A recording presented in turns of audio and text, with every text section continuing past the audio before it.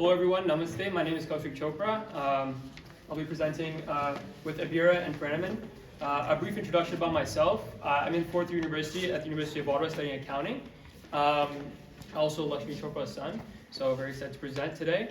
Can I get the next slide, please? So today we'll be going over three topics which you've already somewhat heard. E-waste, we'll be going over the micro and macroeconomic steps that we can take as a country to better ourselves in terms of e-waste. Peranavan will be going over water reduction and the steps for success in terms of micro and macro. And then Abera will also be going over the energy reduction and what we can do to sort of improve our energy standards in India. You guys can give a brief introduction and we'll get started. Yeah, so my name is Peranavan Suthan. I'm also a fourth year accounting student and I'm trying to pursue a career in finance. And my name is Senathirajaha, and I go to University of Ottawa and I'm studying civil engineering. And in my free time, I like to practice violin or dance. All right, so we'll get started. So what is e-waste? That's the number one question. Well, e-waste can be anything that you, old products and technology that you don't use. For example, your cell phones, your laptops, your TVs, something you throw out, it's going to be e-waste at the end of the day because it's electronic waste. And it is actually a very big problem in the world, as we all know that there is a shortage in microconductor chips currently, and electronic products that do contain semiconductor chips can pose a big problem for any country. So next slide, please. So the impacts of e-waste. So currently there is only 12.5% of e-waste that is recycled in India, and 87.5% of that is actually put into the landfills. And this can affect the natural resources, the forests that you do have, and can put toxins into the environment. So this is something that we do have to consider. Can you get the next slide, please? I think you have to go back one slide.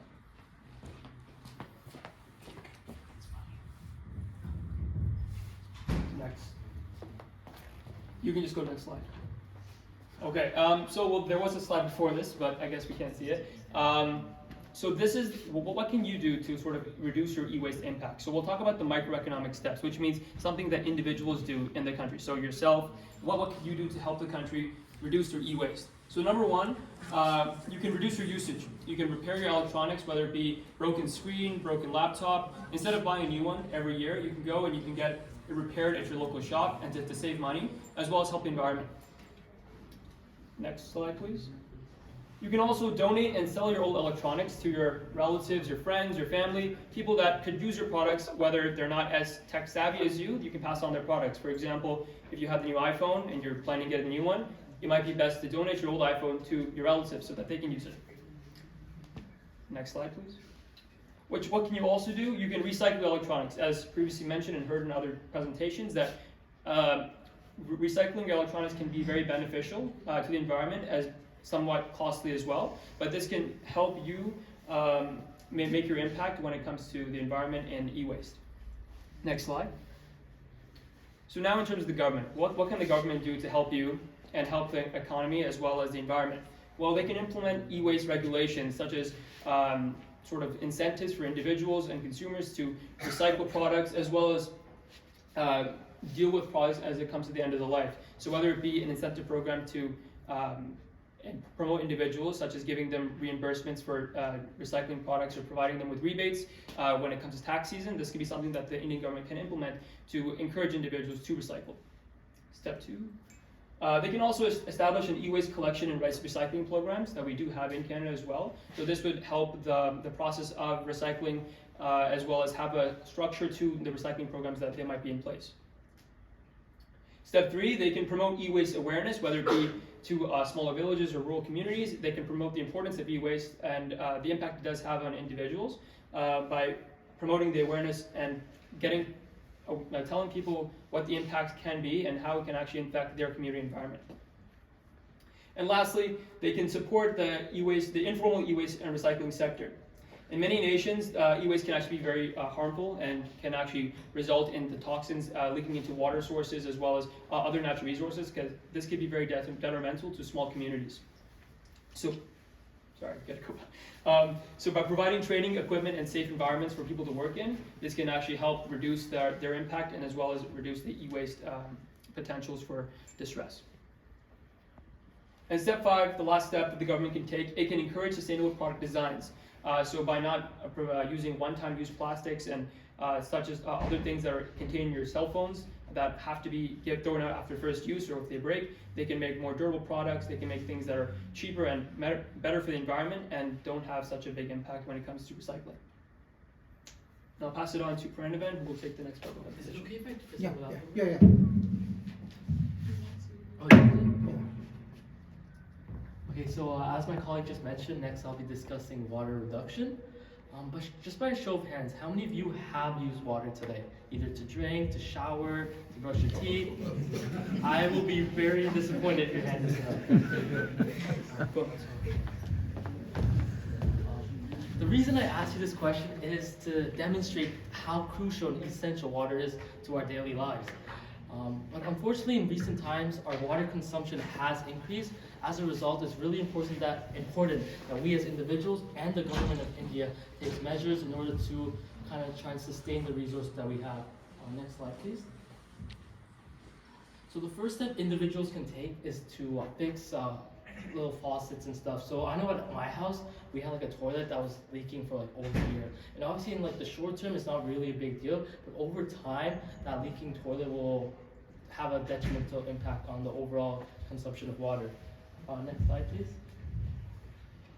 Next, individuals can try to install water efficient fixtures. So for example, when you take a shower, you can have a shower head that doesn't use as much water, and that could over time reduce the overall consumption of water at your household.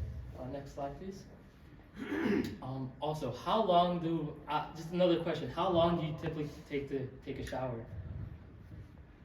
I take 7 minutes. 7 minutes? How about you, Abira? Like 40 minutes. Realistically, you don't really need a 40-minute shower, right? So if you can try and minimize your shower time, obviously you still want to be clean, you don't want to smell bad, but if you can reduce the amount of time you shower, you can also extremely reduce your overall water consumption. Next slide, please.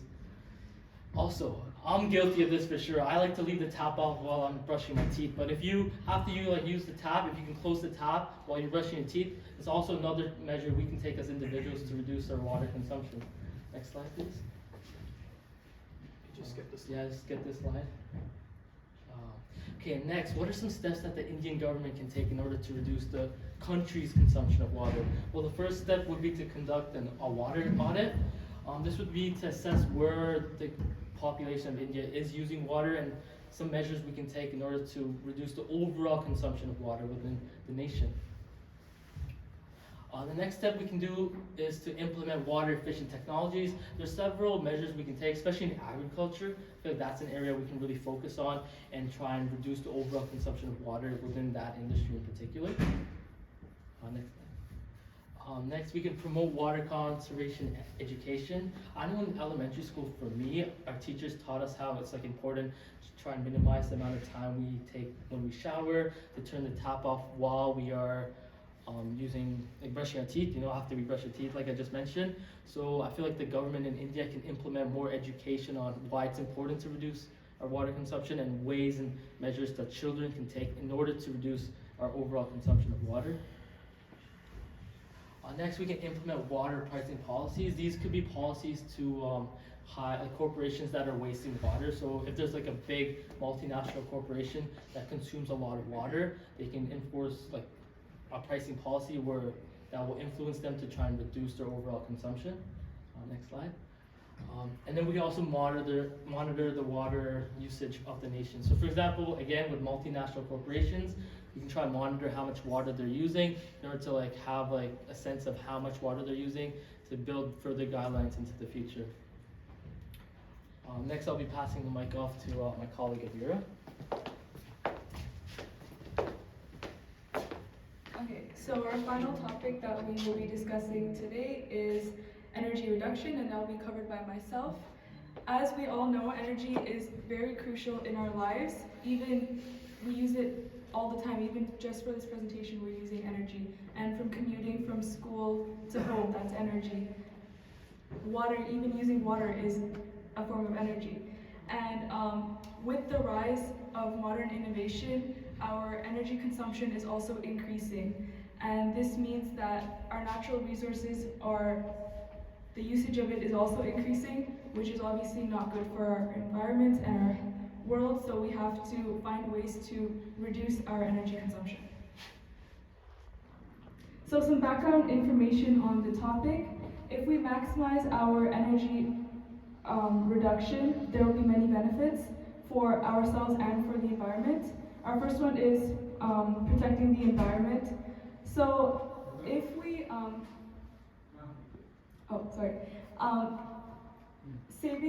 reducing our energy consumption can put an aid to global warming, and as we know, it's a very prevalent problem in today's society. And yeah, so this would obviously reduce the effects of global warming. Next, it will also reduce our utility bills. We already have enough bills and expenses on our plate. We do not need one more. So just reducing our energy would help us with that. Finally, it will enhance our quality of life. And this is because just knowing that we are having a positive impact on the world and on the environment, it's just a good feeling. And yeah, next slide please. So what is the significance of saving energy? Why should we do it? Well, there are many reasons, but I've listed a few here. Some of which include it'll reduce greenhouse gas emissions, it'll save natural resources, reduce energy costs, as I said prior, and improve energy consumption. Next slide, please. So how can an individual, such as yourself, reduce their energy consumption?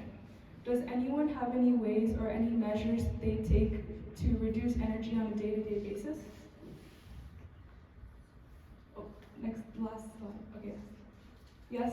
I'd take the bike to school. Oh, you bike to and from school? Yeah. Wow, that actually saves a lot because you don't use the car. It's better than commuting with the bus. That's actually really good. Do you have one question? No, I was gonna say that same thing. Oh, same thing? Yeah, I bike too. Oh, okay. I use public transport to go to school. That's also good. Yeah. Some other ways would be using energy efficient appliances. Some appliances include motion detecting lights, so lights that turn off when they're not being used, or the water faucets that we see in public washrooms where they're censored, so only if your hands are there, water will come out. Those are also good. Another measure is turning off lights and electronics when they're not in use. I'm very guilty of doing this. I always leave lights on in rooms that are not being used, and it's very terrible. And definitely, I'm sure many of you do it too, so it's good if we work on that. Using public transportation whenever possible is also a very big help. Insulating your home because you don't have to use as much energy for heat and warming your house, and of course planting trees. So how can a developing nation save energy? There are many points listed here, but some of the most important ones that I would like to point out are encouraging energy conservation.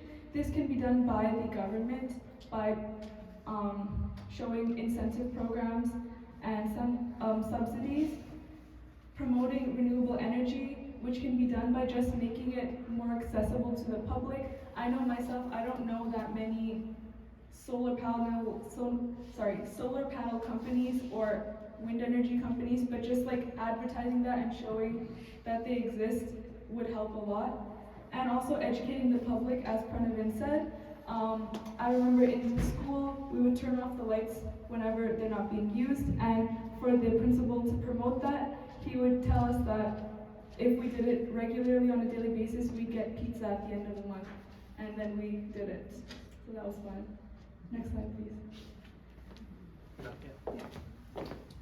All right, so today we talked about the 3 different topics: e-waste, water reduction, and water energy. I appreciate everyone for listening to these presentations, as we all had some topics repeated. Just some action items before we close off. So here are some things that you can do. I know there's a lot of things, and it will take time for these things to be implemented in society and in the world. But some things you can do for e-waste. We're not telling you to buy a Tesla, we're just telling you to recycle your products. For water reduction, take shorter showers, don't take 40-minute showers. And for energy reduction as well, turn off your lights, unplug things that you don't need to be plugged. And bit by bit, we can all make the world more green and eco-friendly. Thank you.